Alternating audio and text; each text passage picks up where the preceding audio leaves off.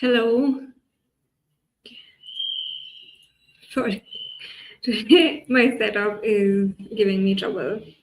All right, let's get into it. When you open your laptop on Monday, what does your body feel? Does your chest tighten? Does your stomach clench? Do you feel this low grade anxiety which kind of follows you everywhere? I remember the low grade anxiety.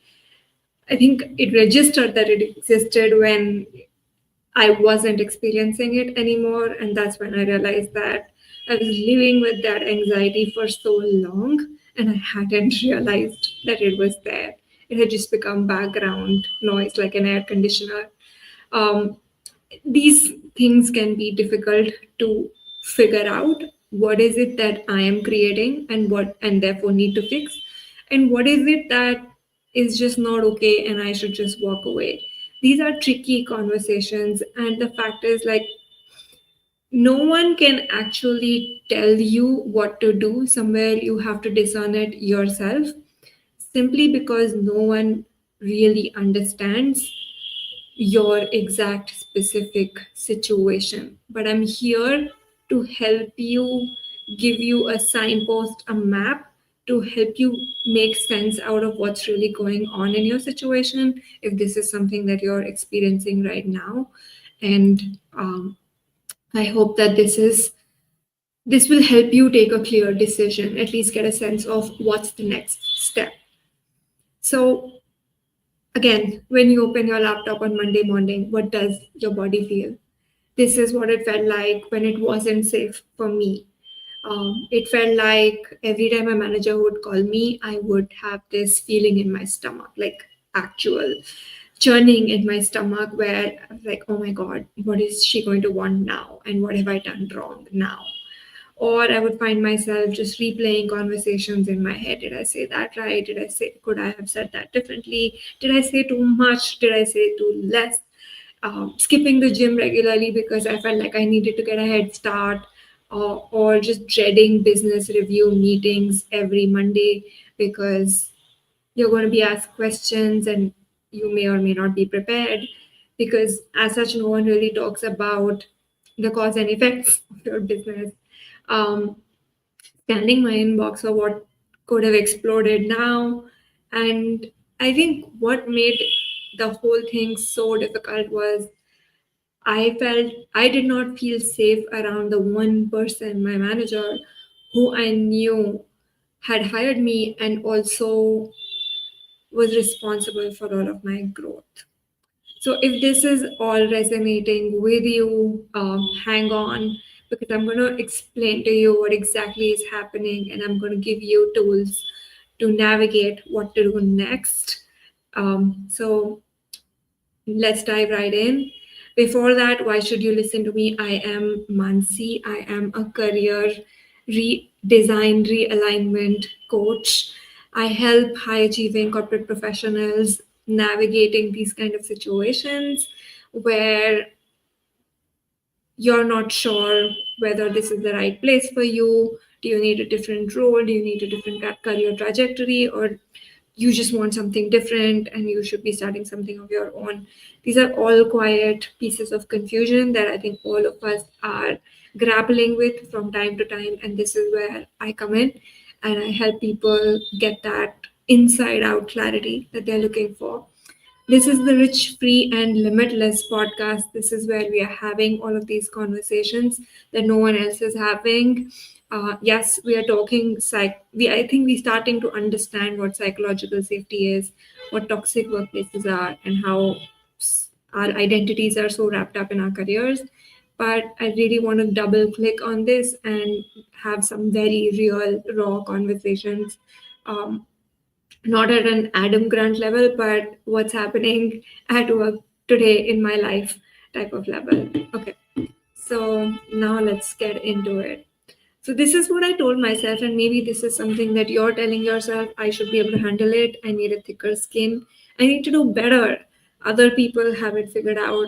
In hindsight, I think my body was trying to tell me something, and I think I was not ready to listen at the time because my mind was saying all of these things. So, what's the real problem? The Problems were not that I was too sensitive or I lacked resilience or I wasn't cut out for leadership. And I know that when you're in it, it feels quite real. It doesn't feel like this couldn't be it. Or at least we want to own up to the role that we are playing. And I absolutely agree that there is a role that we all play. Um, at the same time, the environment shapes us. No matter what you say, if your environment isn't conducive, you're pretty much like a plant, maybe a desert plant who's been planted into the tropical rain, or a tropical forest plant planted into the desert. It doesn't work. However resilient, insensitive, and whatever else you might be, environment trumps everything else. So this episode focuses mainly on being able to discern whether your environment is safe or not. And if it is safe, what can you do? If you're still feeling all of these anxieties, then how can you deal with them? How can you get stronger? And if it's really unsafe, what options do you have? Okay. So the uncomfortable truth is that our body do tell us when something is off. We don't often listen to it because we just get really, really good at surviving these things. We could get good at coping with these things. So I'm going to share some stories. I'm going to share 3 stories with you today to help you see the kind of dysfunctions within the work environment. And these are kind of gray stories. They are not black and white stories because real life is gray. Nothing is black and white. So I had this manager who was a complete paradox, as in she was an amazing model, so hardworking. I've never seen somebody work harder than her, so intelligent, so fair, and so well respected. She pushed for my rating. She made sure that my work was recognized. She's the reason why I have succeeded how much ever I've succeeded in many, many, many ways in the subsequent jobs that I've had. But at the same time, she was also someone who said things like maybe your parents were too soft on you because she was a volatile person and my childhood was volatile. So it kind of just felt familiar. Yeah, okay, maybe this is how authority figures are. And I was really young and I was just really glad to be in this amazing big company working with this amazing person. And I told myself, I'm learning so much, I just need to do better. And what happens is that we all develop these coping mechanisms. And here's an example of my coping mechanism. My coping mechanism became like I really kind of fixated on how she was thinking. So I got to a point where I could predict what she's going to ask for even before she had the chance to ask. Like I could look at an email and predict her response. I had gotten that good. Or I started to kind of start self-sacrificing. So not take a birthday holiday or cancel my gym in the morning. I almost canceled my honeymoon actually because I felt so bad that she would have to deal with the contract renegotiation while I was gone, and that didn't feel okay. Now, all this while, this was a great experience in my head.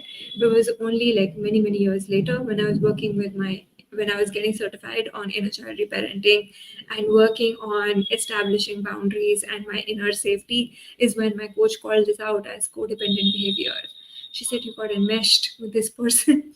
So this person really taught me a lot, but she also left scars.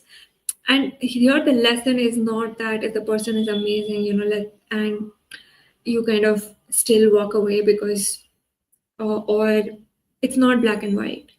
This is a great example where the good kind of outweighs the bad, but it was even worse for me because I didn't have any coping skills. I didn't have any healthy coping skills. There were other people who had stronger boundaries in that team who fared much better than me. So my lesson here was that I needed to get really strong on my boundaries, needed to learn to protect myself, needed to detach my identity from my career. And I've done all of that work now. So I know that it's going to be fine wherever I go next. But this did happen, and I wanted to share that. Okay. I'm going to share another story. This is Dee's story. All my clients' stories are confidential. So I do share references, but they're all confidential. They're shared on request. So here's a person, excellent performer, excellent at her job. She was a product manager at Amazon, and this is the pattern that she would see. Like her manager would kind of disappear in high stakes situations. So just before a really important review meeting, he'd call in sick. So she and her skip level would kind of pick up the slack, and they would, and it happened over and over again. So it wasn't like the guy was just having a bad day. This was an established pattern. This was his MO. And on top of it, during appraisal season, he couldn't speak up for her. So she got put on PIP because apparently it's a very relative competitive environment there. So either someone sticks up for you, or you're put onto a performance improvement plan. And she was.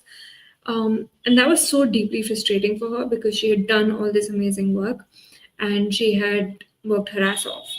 So when she came to me, she was like, Mansi, I just want to escape this. I want to start something on my own because I want peace of mind. I want to be able to work with peace. And she felt like in this particular team, she was constantly scanning for what's the next disaster, what is going to happen. And there is a term for it. This is a coping mechanism also. It's called hypervigilance, wherein she started looking at, okay, what is my manager's KRA and what is the next challenge that he's going to face? And can I prepare in advance for it? Because I know he's going to ditch me when the time comes. So this is an example again of a bad coping mechanism. Anyway, we started working together and we established. Sorry, I feel like a sneeze is coming on. Okay. Yeah.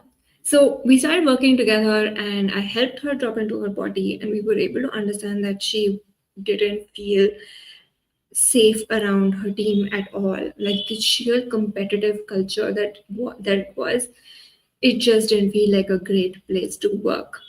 So we did decide that she's going to change her job, and she did that. But guess what? She came back to work with me a few months later after she had landed this amazing job. This is the part that's going to shock you. You know why she came back? Because she realized that she's in a great place. People are very nice, everything is great, but her system is still anticipating danger. Her system is still on edge and she's still anxious. It had nothing to do with her current surroundings. It had a lot to do with the baggage, for the lack of a better word, or the nervous system rewiring that happened to her in her previous job. So it's not like, you can survive for another 6 months, or let me just wait for the next appraisal. Yeah, I get the financial, practical concerns, but it's important to understand that these things come at a cost far greater than you can possibly mathematically, logically calculate in a spreadsheet. Because if your nervous system gets fried once, it it takes effort. I wouldn't say it takes a lot of time per se. Even with the best tools, you've got it takes work is what I would say. And I'm someone who does help people with this. So I've seen shifts happen instantly, but I've also seen shifts take a lot of years because that's just the nature of our bodies. That's how we were designed. We were designed for survival. And essentially, you are forcing yourself to stay in a toxic work environment where you don't feel safe. So your nervous system has a fight, flight, um, on response, and you're turning that on and you're letting that be on day in, day out, every single day. And that's a massive cost to pay for the salary that you're making, because it takes a lot of money and effort both to undo the effects of these things. And I have found therapy also does not work because it involves talking, and it involves it re-traumatizes the person. For me, the only modality that has worked is in a child reparenting because it works at the somatic level, at the body level, at the nervous system level, and it doesn't require you to talk. Okay, next. This is Wee's story of she was losing self-trust. So she was about, like, when she came to me, she had already put in her papers, the decision was made, and she knew she wanted to start her own thing. She was looking for some support in her transition. So, and then she's like, Mansi, I want to do a solo business. I was like, okay, great. Is there a reason? And she's like, I've had really bad experiences as leading teams. I don't really trust myself. And I don't want to go, because that experience was not just bad or traumatic for her juniors, it was equally so for her. Why was it like that? Because when I dug in a little, we dug in a little more. She said um, the workload was insane, the hours were insane, and everybody had to do it. So her team had to do it. So the team was completely overloaded. She was married and she had a small toddler. Now her counterpart, on the other hand, is a single guy, lived with his parents. Food is served at his desk. He cherry picked his team. Similar single men happy to work late hours. So they were obviously happy to do the work, whereas her team was rebelling and they asked for transfers. And when they did that, the feedback that she got was, you need to make your team like the hours. I mean, it had nothing to do with her leadership. It had everything to do with the way the system was. And the fact is that the system was rigged against her. And the fact is that her manager did throw her under the bus. So it wasn't really about her leadership skills at all. But when you've had an experience like that, it's difficult to convince your brain that you had no role to play in it, because you were there and you experienced it. This is what toxicity does to you. It kind of makes you doubt yourself and lose trust in your abilities and yourself. So you kind of tend to shrink yourself and not take on stretch things because you're like, maybe I'm just not cut out for it. So the sad reality is that these stories aren't really extreme. What I've shared is very common, and I think that's what makes them so dangerous, because they make you doubt yourself. They shake your confidence. They leave permanent scars, and everybody else will kind of tell you, "Yeah, corporate world is like that. You got to thicken your skin and just do, you know, just change yourself or do better." So I want to share, like, I've shared good, like, a lot of models of what psychological unsafety looks like. I want to share an example of what safety does look like. So when I joined Genpact, like, this was the last corporate job that I had, where I worked significant amount of time, which was more than 3 years. I experienced something different, and it was nothing dramatic. This was a person who did not micromanage. This person did not disappear either. I was actually going through a major personal crisis in the initial few months of me joining this person's team. And you know what? Like, we all had cabins at the time. So he also had one. And I would just sit in his cabin and work from there, which is like, who does that? But he would let me do that. And because he kind of he knew that I was not okay and there was no need for talking required. It was just, he was there and he let me be. He gave me space to be human. And because of that, guess what? Like, I did some of my boldest work under him because I knew someone would have my back no matter what. And someone is not going to judge me or be quick to judge me. They are going to talk to me first before something happens. So the 5 signs of a safe culture, and this is what you should check off, is are you bracing before meetings, interactions with specific people? If that is happening, understand, either, see, if you're bracing across, okay, if there's anxiety across the board, then obviously the environment is not okay. But if it's happening with a specific person, then you know that that person doesn't feel safe for you, and you can start taking measures to establish more safety within that relationship. Maybe that relationship needs some resetting of boundaries and some power dynamic shifts, so that you start to feel safe again.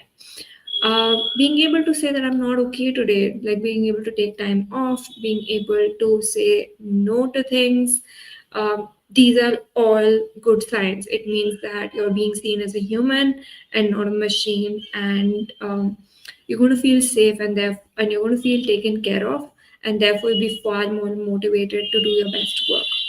And you're able to take risk because you trust that someone is going to have your back.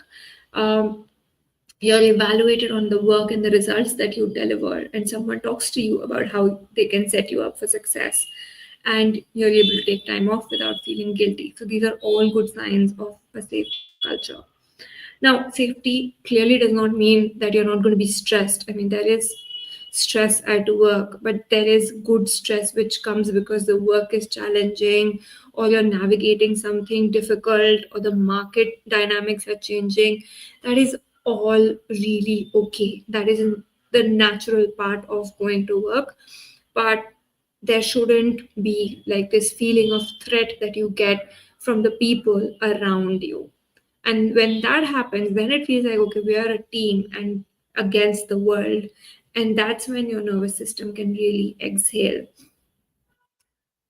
And that feels safe for your system. Yeah. Now I'm trying to get.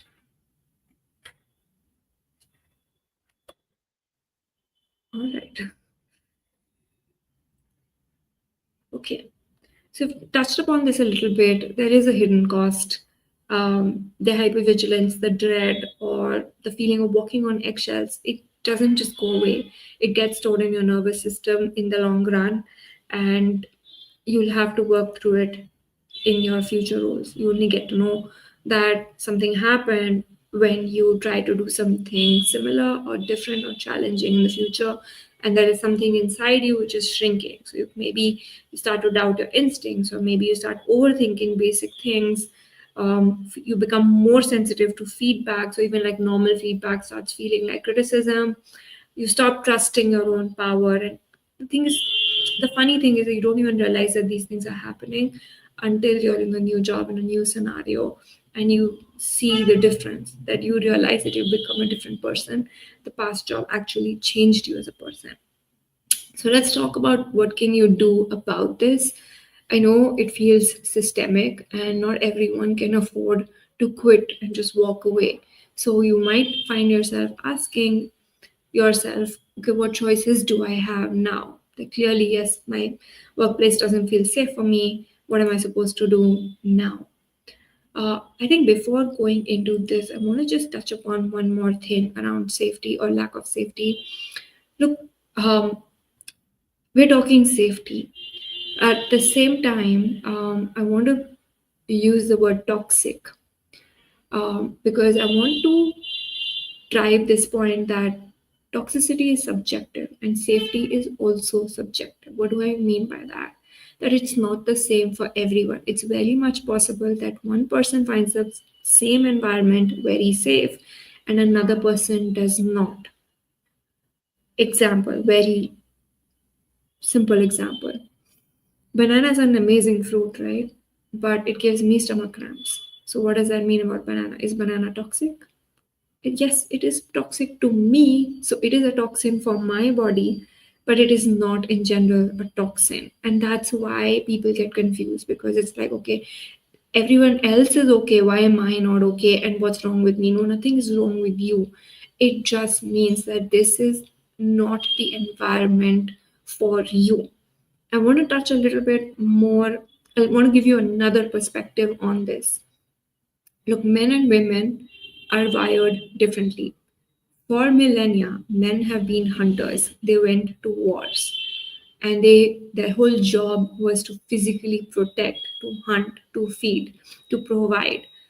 Now, that meant that they are completely at home in aggressive environments. It I'm not saying that toxicity is fine or they have more tolerance for toxicity. I'm just saying that they have a higher threshold for it.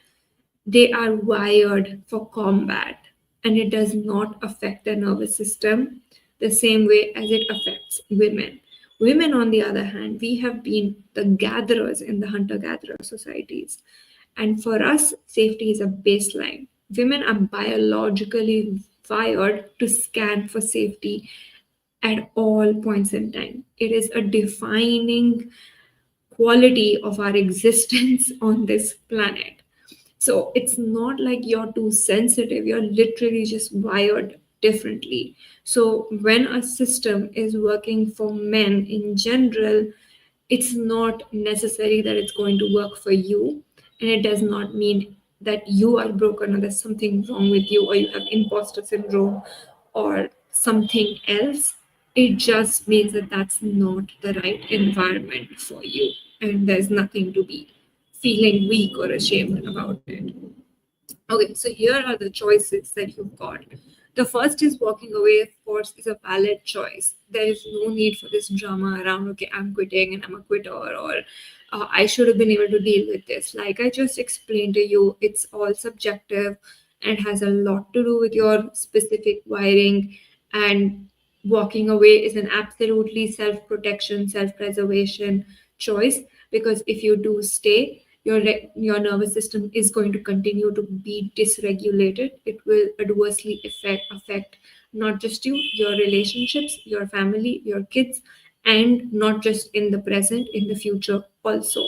So if you're someone who's trying to navigate this and you're feeling like, no, but I need the money, I highly recommend get a coach who is informed, who's trauma informed, who understands psychological safety really well, and who can help you establish that safety or create corners of safety as you're trying to navigate this tricky situation.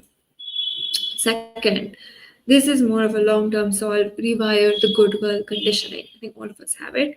Some basic signs: not being able to say no or accommodating requests on vacation, because if you don't do them, you will feel more guilty, so you just do them. Or feeling like have be you need to be really productive for you to allow yourself to rest and chill out. I can really relate to that. Like when I have pending work, it's very hard for me to rest. I have to just get it out of the way so that I can rest, and sometimes that's just horrible. And these are not personality traits, these are just coping mechanisms that we have all picked up in childhood, and they can be unlearned. Third is strengthen your boundaries game. Of course, this is going to help you wherever you go. Be able to discern what's yours and not yours. Don't take on responsibility and accountability for others. It shows up as a need to rescue other people. You need to rescue your manager from the disaster that's showing up, or you need to rescue your teammates from the disaster that they're going to create. Let them, because how else are they going to learn, and how else are they going to be held accountable? So there is a difference between rescuing someone, being accountable, and holding other people accountable. The sooner you understand the differences, the better off you're going to be, because that's when you're going to be able to say, okay, not mine. I can walk away without feeling guilty. Learning to be able to put your needs first, be able to at least recognize what your needs are, whether it's sleep, it's exercise, or just basic rest, or other forms of self-care. You need to be able to put your needs first. Dropping the need for approval. If you're always looking for approval, it's going to be hard for you to draw boundaries, and be able to say no in a nice simple way, where ideally the sentence that starts with a yes. So when you're able to do these things, life just gets so much easier, because the sheer emotional burden that you have been carrying for so long, you can just drop it, and now you only have your own weight to carry, and that is way lighter. Okay. The next is lead with your feminine energy. So you don't have to be louder or harder or more aggressive. You can just opt to ask better questions, um, sharper questions like, use data, or help me understand this. What does success really look like for you? Instead of just dictating people and solving their problems, hold them accountable, invite them to answer your questions. And the more you lead with questions and curiosity, that much, one, you will come across as a safe person because you're showing up with curiosity and the willingness to listen. So that anyway sets you up ahead. And the second thing is, people will respect you. People will take more ownership and accountability for things that they are doing, because they are coming up with the solutions and you are not dictating your solutions to them. Finally, have zero tolerance for drama. When somebody is misbehaving or somebody is acting out, You don't become the mom in that situation. You said this behavior is not acceptable, take some time, let's just take some time off, away, and then regroup and talk about this. Call people out on their drama when they're behaving, like when they're starting to throw tantrums, whether it is your team or your manager. It is completely okay to say, you know what, it looks like I'm really uncomfortable right now, or something seems to be bothering you a lot more. Would you like to take 10 minutes to sort of just get your thoughts together and we can regroup? And that's a completely valid thing to do instead of you shrinking and making space for their big emotions. Okay. Final thing, this is the conclusion that I have come to. Now, this is not for everyone. And if you're someone who feels called to be a CEO or be a leader within these organizations, amazing, go for it. What I am trying to say is that fact is that workplaces were designed for men. We are monthly beings with our hormonal cycles. Men are more 24-hour cycle beings. So the whole thing is very systemic, you know. I've already talked about men are hunters and we are gatherers and we need more safety. But here's the solution that I realized, that if the system is rigged and then I want to be able to always stack the odds in my favor. And I think I got super inspired by House of Cards. You know, when he says, if the table is not set in your favor, you reset the table, or you change the table, or you invert the table, whatever it takes, but get the table to be in your favor.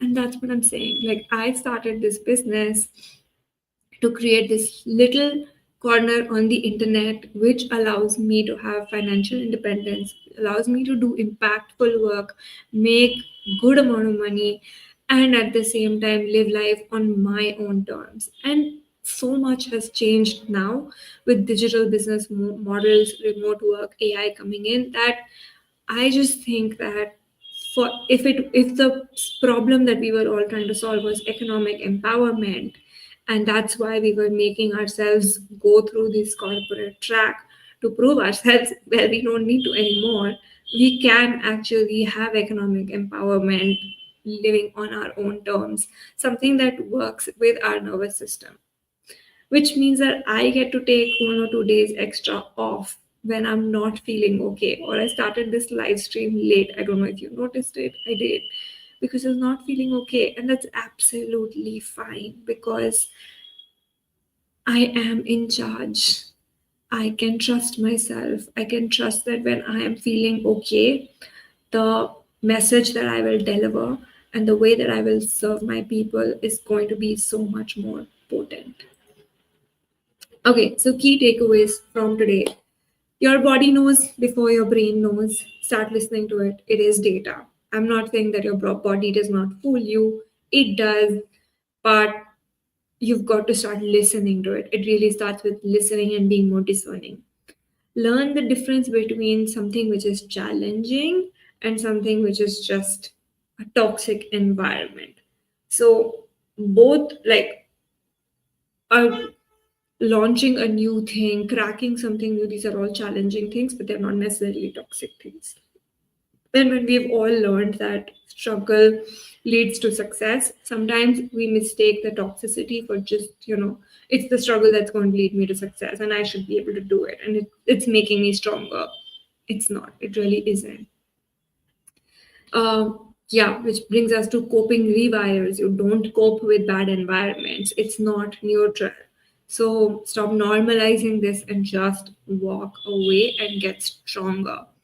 When I say get stronger, what I mean is establish more inner safety, have a better connection with your body, have a better connection with your inner child, have stronger boundaries, reclaim your power as a leader, and ask yourself, if you didn't have to be afraid of what other people will think, or if you were in an environment where other people had your back, what would be different? What would become possible for you to do?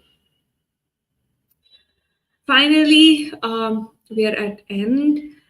If you're ready to reclaim your limitless power, and if you're someone who's kind of navigating this, you can work directly with me. You can DM me to book a free consultation. It's a confidential call, and we'll help you move forward.